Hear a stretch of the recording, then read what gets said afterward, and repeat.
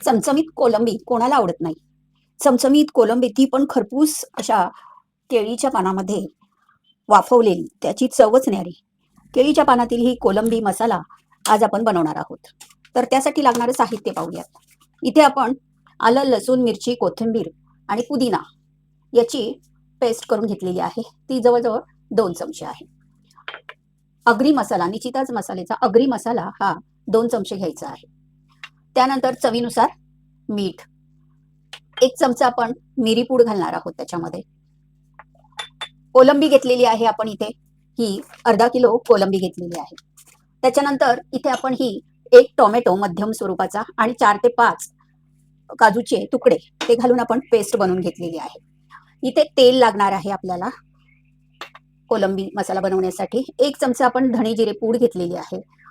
एक अर्धा लिंबाचा आपण रस घ्यायचा आहे आणि अर्धा टेबलस्पून हळद. तर आपण आता ही कोलंबी घेतली आहे, तर त्याच्यामध्ये हे सगळे जिन्नस घालून घेऊयात. तर हळद घालायची आहे प्रथम, त्याच्यानंतर मिरी पूड, त्यानंतर निश्चितच मसाल्याचा हा अगरी मसाला 2 चमचे. इथे आपण ही आलं, लसूण, पुदिना आणि मिरची याची पेस्ट केलेली ती घालून घ्यायची आहे. त्याच्यानंतर 1 चमचा हा धणे जिरे पूड घालायची आहे. त्याच्यानंतर लिंबाचा रस आणि टोमॅटो आणि काजूची पेस्ट ही घालून घ्यायची आपण. 2 ते 3 चमचे घालायचे आणि मिक्स करून घ्यायचं. आता हे आपण असं छानपैकी मिक्स करून घ्यायचं आणि मीठ राहिलेलं तर मीठ घालून घेऊया. चवीनुसार मीठ घालायचं आहे आणि 15 मिनिटं आपण हे मॅरिनेट करायला ठेवूयात साईडला. असं छानपैकी कोटिंग करून घ्यायचं त्याला.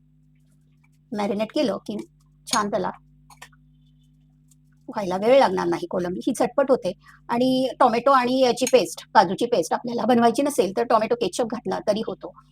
आणि त्याच्यामध्ये अजून काही इन्ग्रेडियंट्स आपल्याला चव अजून छानपैकी पाहिजे असेल तर सीझनिंग पावडर, चिली फ्लेक्स. त्याच्यामध्ये आता आपण 1 चमचा तेल घालून त्यानंतर मॅरिनेट करूयात. केळीच्या पानाला आपण थोडंसं असं हे गॅसवर तापून घेऊयात दोन्ही साईडनी, म्हणजे ते लवचिक होतं. आता मॅरिनेट करून आपण ही कोलंबी झालेली आहे. जेवढी आपण जास्त मॅरिनेट करू ना तेवढी त्या कोलंबीची टेस्ट अजून लॅविश होते. तर आता या पानामध्ये ही कोलंबी सर्व आपण काढून घेऊयात.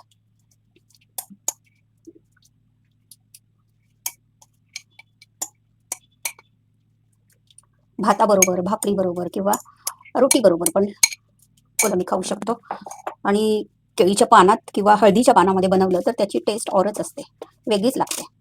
तर आता हे आपण असं मोटल्यासारखं बांधून घेऊयात. तर केळीचं असं शीर असतं किंवा त्याच्याच रेषा असतात त्याने बांधतात, पण आता इथे आपल्याकडे ते नाही आहे. तर आपण हे धाग्याने बांधून घेणार आहोत.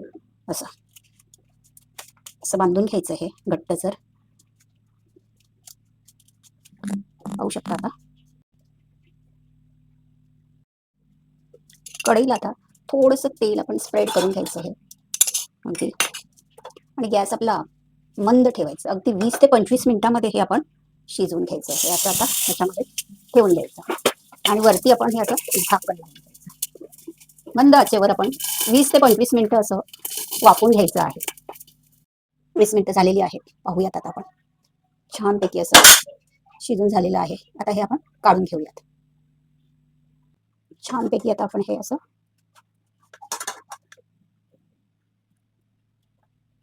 काढून घेऊयात.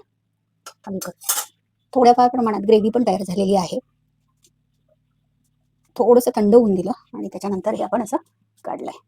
ग्रेव्ही असल्यामुळे आपल्याला हे भाताबरोबर किंवा भाकरी, चपाती, रोटी, हा पाहू शकता किती छान अशी हे आपली कोलंबी मसाला हा तयार झालेला आहे.